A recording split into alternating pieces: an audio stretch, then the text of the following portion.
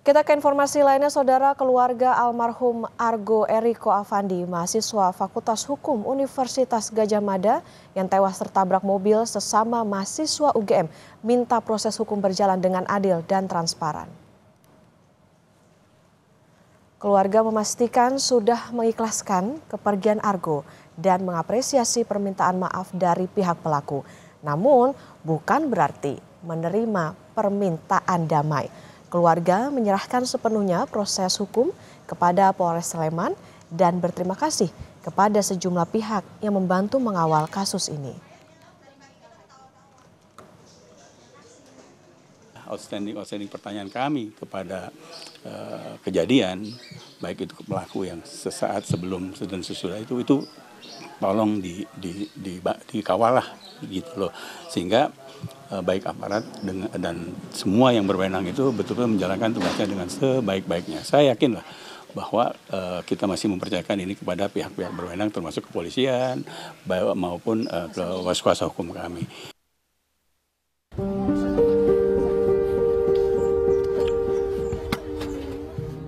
Suasana duka masih menyelimuti keluarga Argo Eriko Afandi, mahasiswa Fakultas Hukum Universitas Gadjah Mada yang tewas ditabrak. Karangan bunga memenuhi rumah keluarga di kawasan Depok, Jawa Barat. Ibu Argo, Melina, mengungkapkan putra sulungnya merupakan anak yang memiliki semangat dan daya juang tinggi untuk masa depannya. Argo bercita-cita menjadi pengacara dan ingin melanjutkan pendidikan S2 melalui beasiswa LPDP. Namun, cita-cita Argo dan harapan Melina pupus setelah peristiwa kecelakaan yang menewaskan anaknya di Jalan Palagan Sleman Sabtu dini hari. Ya, corporate lawyer, memang anak ini dari kecil sudah bakat membacanya sudah kuat dan penghafalan pun kuat. Setelah ini dia akan mempunyai cita-cita mau S2 di luar negeri melalui LPDP. Sudah dia siapkan dari sekarang, walaupun itu masih 3 tahun ke depan. Itulah luar biasanya Argo. Dia mempunyai tujuan atau semangat yang sangat tinggi, terutama untuk masa depan dia nanti. Dan tujuannya hanya satu, membahagiakan ibunya.